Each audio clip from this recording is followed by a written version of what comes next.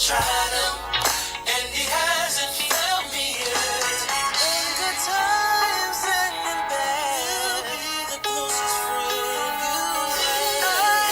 God can do anything but fail.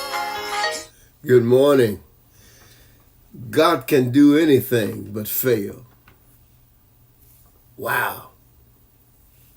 When you think about that, it brings such peace that he can do anything but fail. Ask anything in my name, Jesus says, and I will do it for you. Grace and peace, beloved. I'm so grateful to be a part of your morning and you a part of mine. This is the day that the Lord has made. We will rejoice and be glad in it.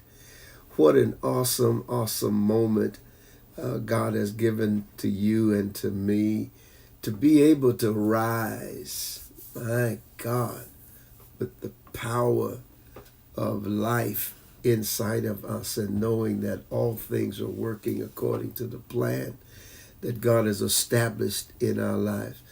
This day is not a day of happenstance. This is a day that has been preordained, predestined for you and for me to be a part of the day. And so this translation, the new translation, let me see, what is this called? It's called the New Living Translation of Hebrews chapter 11. Reads like this: faith shows the reality of what we hope for. It is the evidence of things we cannot see. Man, you're familiar with it. Now faith is the substance of things hoped for. And this New Living Translation, it kind of gives a modern conversation to it. It says, faith shows the reality of what we hope for. Man. And then it says, it is the evidence, my God, of things we cannot see. You know, we go through life, we hope, we dream, we have aspirations, and sometimes it's difficult because you can't see it. And that's what this walk of faith is anyhow. We walk by faith and not by sight. But most of us, you know, we have this problem of being able to see in order to believe. You know, one of Jesus' disciples, a fellow named Thomas, he says, he had just said a few moments ago, happy wedding anniversary to you, Sister Janice. We are praying for your continued success. He says to the brothers, he says, man, unless I can see the nail prints in his hand and the thrust that was made in his side, I'm not going to believe that he is risen. Jesus shows up in the room where he is, and he immediately becomes remorse and sad and glad all at the same time. And he says to Jesus,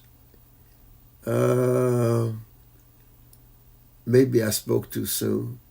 But Jesus says to him, he says, Thomas, he said, you're believing because you see. He says you had an opportunity to not see and believe. He says, so the strength, watch this, the strength of your relationship with God is knowing that it exists, even though you cannot see it, feel it, or touch it.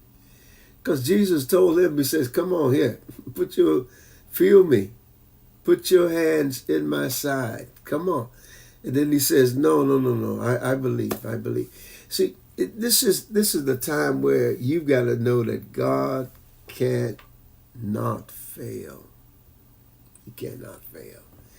And if he tells you, I'm with you always, even until the end of the age, that means he's there.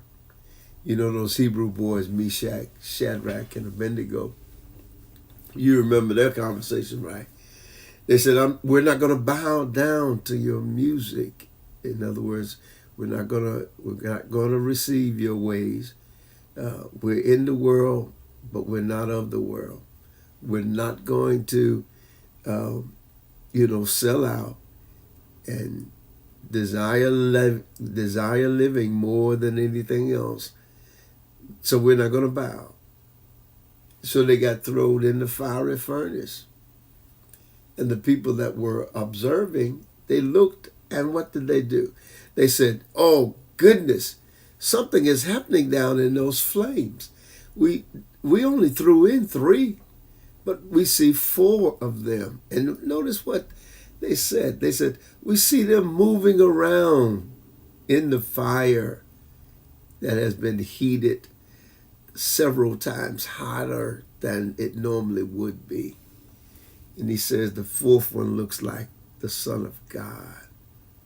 Now, faith shows the reality of what we hope for. It is the evidence of things that we cannot see. Man, I got to tell you the honest truth. I believe right here, and this is my belief, this is personal belief here, that when the 3 Hebrew boys got thrown into that fire, they didn't know that God was going to step in with them. They had no clue. They just had faith to believe that if they stood for him, he'll stand for them. And that's all God is saying. God cannot fail. Man, we like the old music, but sometimes we gotta have the upbeat, but fail. Yeah.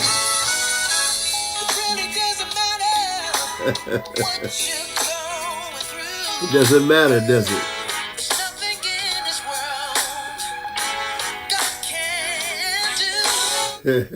That's it, man. I'm out of here. Listen, thank you all so much for being with us this morning. I pray that this moment of inspiration and manna has helped you to get off and be able to fulfill the assignment for today. This is Tuesday. 52 weeks out of the year, we take a moment and we fast and pray. And we believe that God's going to do it because there's nothing he cannot do. We love you so much, and we'll talk with you later.